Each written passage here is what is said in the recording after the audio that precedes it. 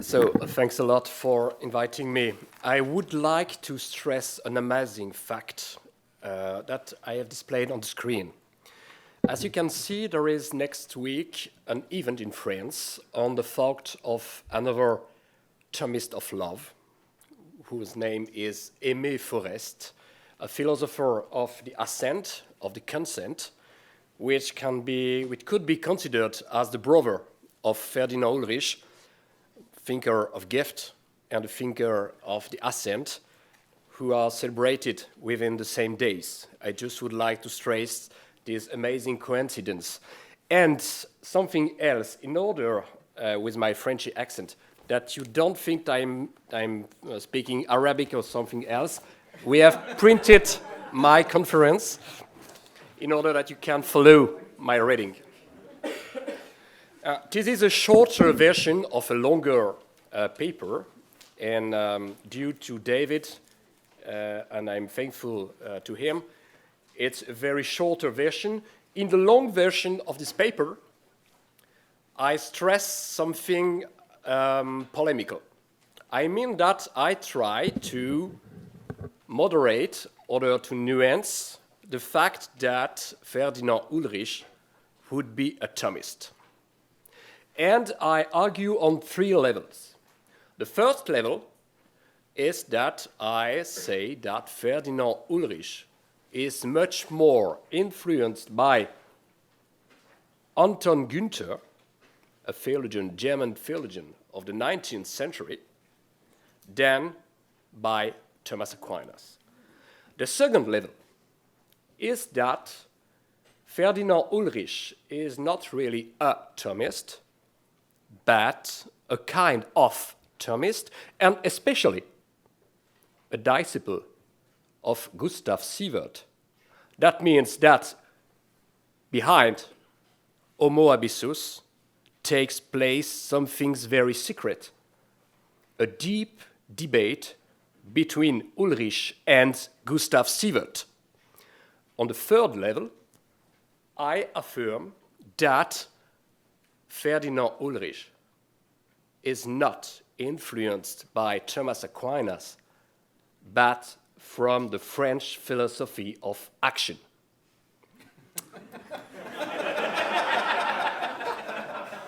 War is declared.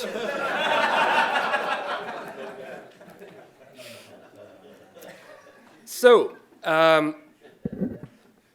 you have understood that for me it would be a serious misunderstanding to classify the first works of Ferdinand Ulrich under the general category of Thomistic metaphysics. True.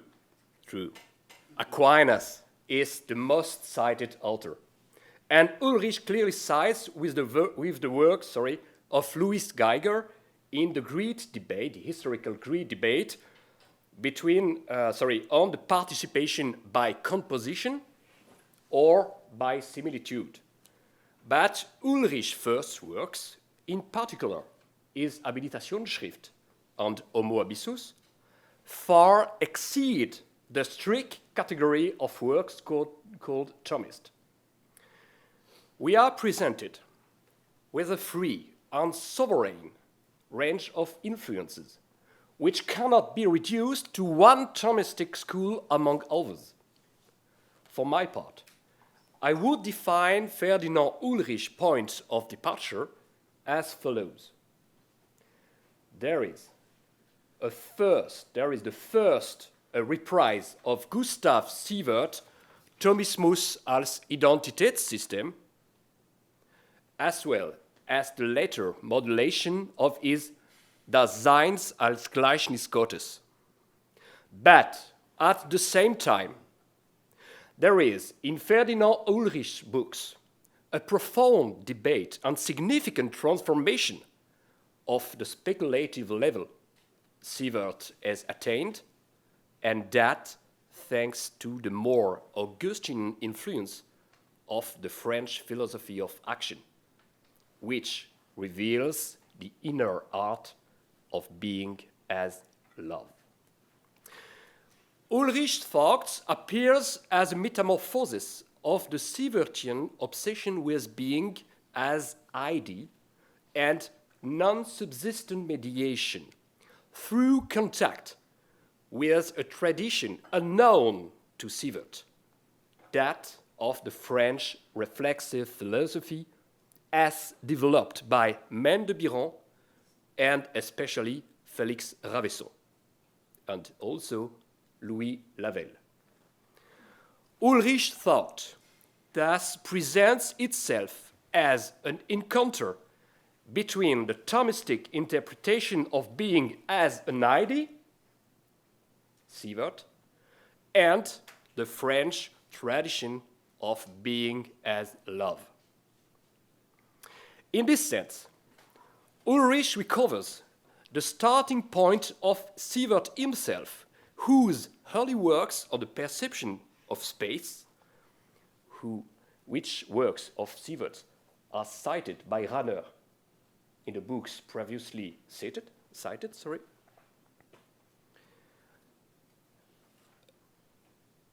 perception of space, were greatly inspired by the thought of the Thomistic Blondelian Joseph Maréchal. Tears also allows us to explain something that has so far passed unremarked, namely Ulrich's multiple citations of and affinities with certain original and rarely cited Thomists, such as André Marc, André Hayenne, and Aimé Forest. Those thinkers constitute, within Francophone Thomism, a very distinctive form of Blondelian Thomism, inspired by the philosophy of action of Maurice Blondel, who was a disciple of Ravesson. Ulrich's own thought, however, presents itself in a spectacular way as a meta-Thomism, a Thomism after the Thomism, which seeks the point of encounter between Gustave Sivert and Louis Lavelle, and finds it in the triad of reality, ideality, and bonicity. There is obviously no point in denying that Ulrich is a disciple of Thomas Aquinas, of course. Jonathan Bieler, in his study on Ferdinand Ulrich's reception of Thomas Aquinas' metaphysics of being, has shown that, I quote, Aquinas is arguably Ulrich's main source of inspiration, and that's true, of course. None of the main authors who have worked on Ulrich, namely Martin Bieler, Stefan Oster, and Marine de la Tour, have denied Ulrich's grounding in St. Thomas. And at any rate, it's impossible to do so. Ulrich's works are saturated with references to the angelic doctor, whom Ulrich calls his master in the foreword to his first works. The point here, rather, is to show that in comparison with the Thomisms that precede him, Ulrich's thought involves certain important shifts, namely a centering on man and his freedom. Secondly, an understanding of being as love, or at the very least as donation. Third, as a Christological reading of negative ontology.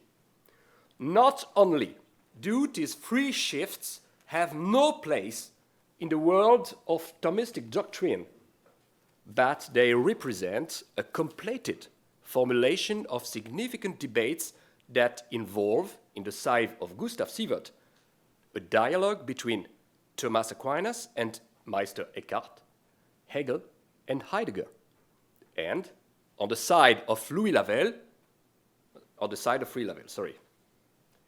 For Louis Lavelle, it means the developments of an ontology of love that brings to completion the emergence of a philosophy of action that began with Maine de Biran, continued with Félix Ravesson, and reached a certain maturity with Maurice Blondel on the one hand, and the author of La dialectique de l'éternel présent, Louis Lavelle, on the other.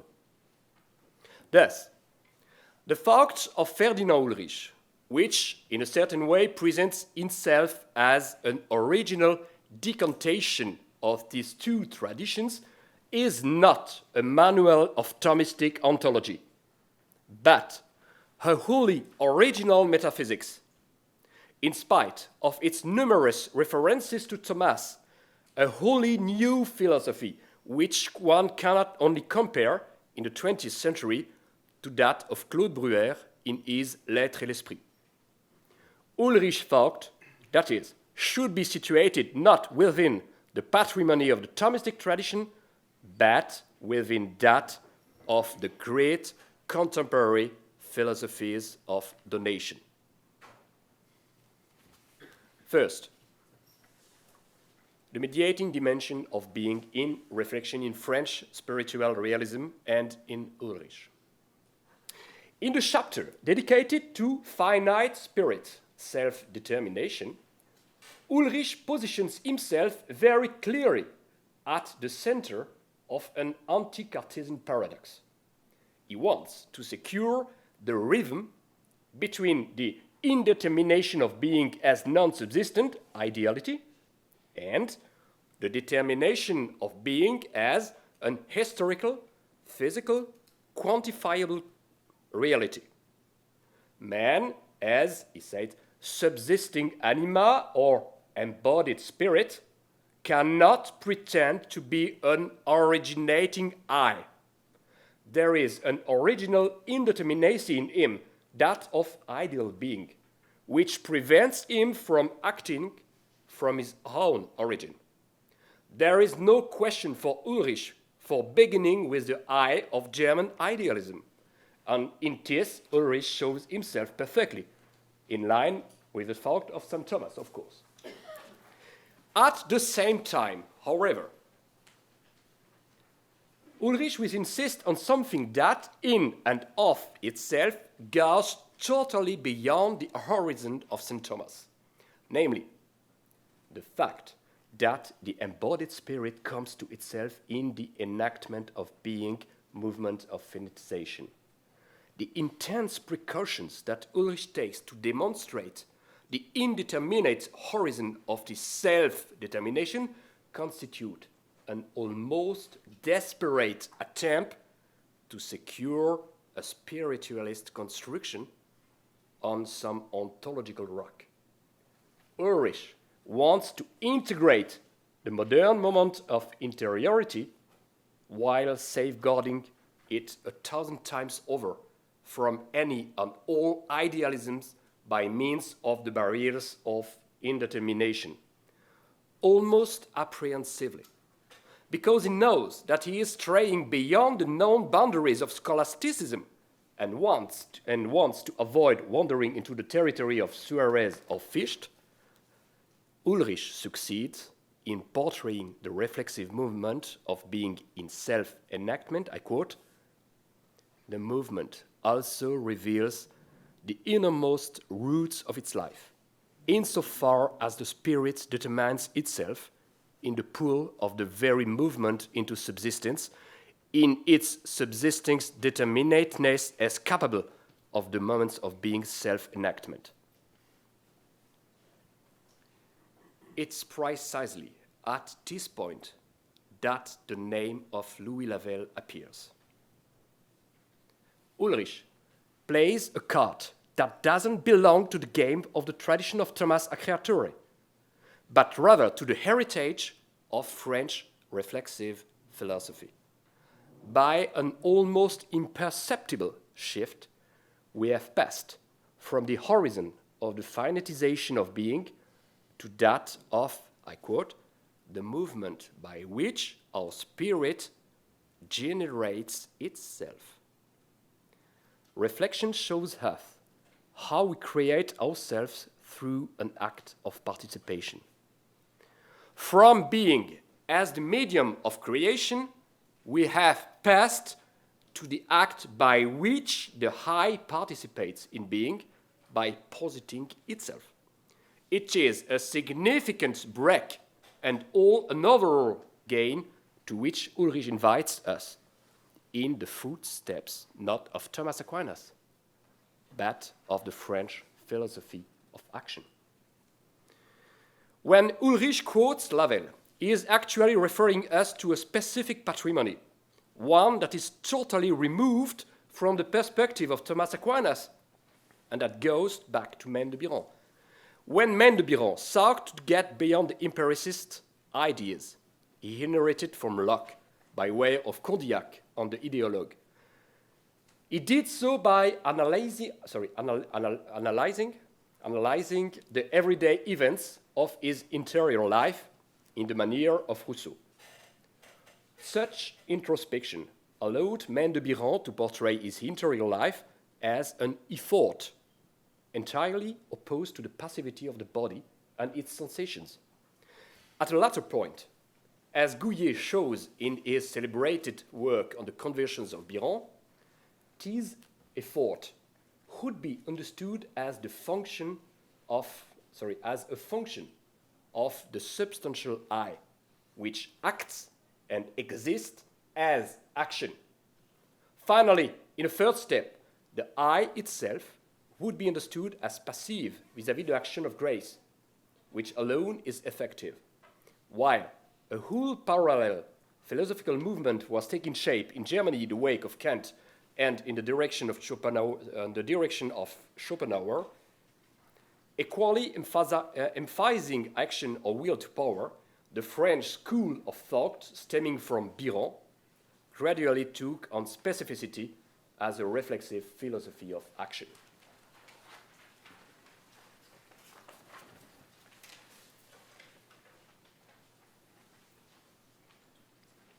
I have recounted elsewhere on a number of occasions this cool, tortured, and complex relationship with Thomism.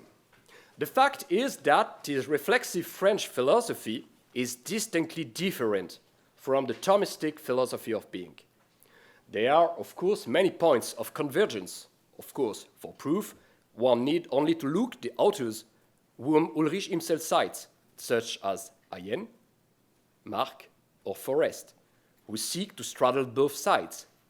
But it is still a matter of two distinct schools of thought. The Thomism remains within the ambit of objective being, nature, reason, and distinctions. French spiritualism has its foundations in the reflexive and interior moments by which the subject knows himself in his beings and seeks the intimate vinculum, the link of all. This is the exact point of connection with Ulrich's own thought. Evoking Lavelle, he speaks of the self-determination of the subject as participation in being. At that precise point, Ulrich has turned the page on Thomism. Without any rupture, without drama, he has stepped through the looking glass to the other side, that of the acting self and of being as love.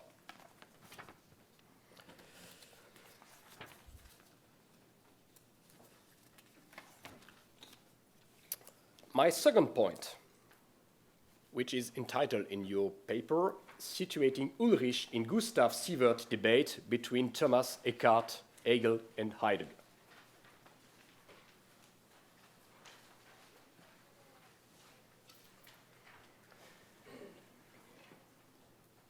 In Homo Abyssus, Ulrich presents also a kind of meta-logic reminiscent of the philosophy of the 19th century German philosopher Anton Günther, who was the subject of an earlier work by Ulrich, and whose name appears as several adjunctors in his habilitation.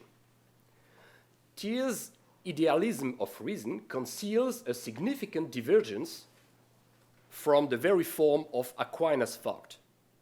In truth, it's not possible ever to isolate an ontology of the angelic doctor in the way Weipel has recently attempted, or to make man the center of his philosophy as Maréchal, Ranner, or Lonergan wanted to do. Still less, to assimilate the ex initio of being with the kenosis of Christ. After numerous debates, contemporary commentators now agree the logic that prevails in Thomas Aquinas is first of all theological. The metaphysical dimensions enters only within a vision of revelation. It's Christ who is the center of the Thomistic perspective, not being. On the other hand, at no point in Thomas is there a synoptic reading of the kenosis of the world and his incarnation, and the non-subsistent character of the actus essendi. On these 2 points, in spite of the material fact of Ulrich's references to Aquinas, his aims appears immediately distinct from that of the scholastic doctor. Like Anton Günther, Ulrich goes beyond scholastic expectations. His precise intention is to develop a meta-logic in which non-subsistent being enables one to think the incarnations by means of a method of positive Christianity. There is nothing illegitimate here, but never here is there anything Thomistic. At least nothing in the spirit of Thomas himself. It comes from Anton Günther, not from Thomas Aquinas. The almost obsessive way in which Ulrich confronts multiple temptations of thought is likewise a strong indication of a certain confusion, which is hardly Thomistic, between the domains of speculative and spiritual theology, metaphysics and anthropology, domains that remain quite distinct in Thomas Aquinas, although of course connected. On this point also, Ulrich is more Güntherian than Thomist. But there is another factor that is of greater significance. Whatever is Thomistic in Ulrich comes from a debate with the Thomism of Gustav Sivert. Indeed, as Marine de la Tour has clearly seen, and as is clear to any reader, the center of the whole arrangement of Homo Abyssus is, in a very Hegelian way, the question of, I quote, the convertibility of being and nothing. This is the art of Ulrich's whole philosophy. But it was already there before Ulrich in the anguish of Sivert's Thomismus als Identitätssystem in the 30s, and even constitutes that work's specificity. From Sivert, Ulrich will appropriate as a whole an interpretation of Thomistic metaphysics beginning from being, and from being understood as simple but non-subsistent perfection, along with the idea of the act of being as pure mediation. No part of Homo Abyssus can be understood unless it is seen against this background. I mean that of Gustav Sivert's particular reading of Thomas Aquinas in conversation with German idealism, as well as his endeavor to respond to Heidegger. The substance of Ulrich's adopted point of view is a Sivertian heritage that constitutes, in the panorama of Thomism, a very particular perspective. One cannot but oppose it to the Thomism developed by John of St. Thomas and Thomas of Vio. If one wanted to compare it with a more well-known Thomism, it would be that of Gilson, on account of their common ability to show that Thomas is exempt from the charge of having forgotten the ontological difference. But Sivert adopts a speculative rather than historical point of view. Or that of Cornelio Fabro, who grasped the ideality of the act of being in Thomas. But Sivert, like Ulrich, differs from Fabro in being able to think participation by degrees of similitude and not only by composition or limitation. When Ulrich wrote his early works, he situated himself in a decisive way within a particular hermeneutic, which is that of Sivert. It constitutes a Thomism on which the question of Hegel and Heidegger have left their mark, and to which both men sought to respond, beginning from the text of Thomas, albeit interpreted in a speculative way. It's not possible to show within the limited framework of this conference that the essence of Ulrich ontology is a prolongation of that of Sivert. Homo Abyssus, however, is not simply a repetition of Thomismus als Identität system, although it is a prolongation of it. One could even say, in a certain sense, that the habilitation and the book that it became are essentially a surpassing of Sivert. Ulrich goes beyond Sivert on two very clear points that are laid out at the beginning of Homo Abyssus. The latter is the more important of the two, while for the early Sivert, the nothing is, in the brackets, only rational, and allows divine thought to measure the full positivity of its being. Ulrich, as we know, goes much further in this debate with Hegel and admits a transnihilation of being. Sivert is the first to have meditated on the non-subsistence of being as mediation in a radical way. Ulrich is the first to have seen a convertibility between being and nothing. To conclude, let me say that there is another figure, whom Ulrich could not have known when writing his habilitation, and who represents in a certain way Ulrich's cosmic double. I am referring to Claude Breuer, and especially his L'être et l'esprit.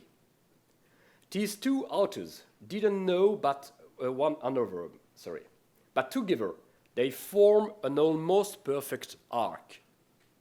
Unlike for Ulrich, Breuer's thought is not the result of an encounter between Sivert and Lavelle. Yet, grounded in Schelling, Breuer too wants to resolve the debate between Hegel and the tradition of Ravesson, of which he is a keen commentator. Breuer thus appears as the purest possible complement to Ulrich, while the author of Homo Abyssus develops being's movement of finitization, its transnihilation, its donation in the incarnate soul of man, and in freedom. Breuer begins directly with spirit as gift. He unfolds its underlying ontology as affirmation and confirmation.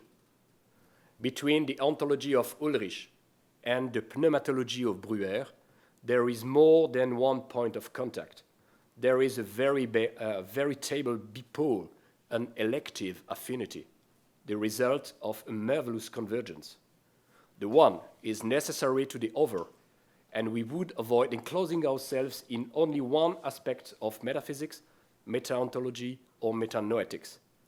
The way forward is to think on the basis of Ulrich and Breuer taken together, and in this way we can develop a philosophy of love for the century now unfolding. Thank you very much. Okay.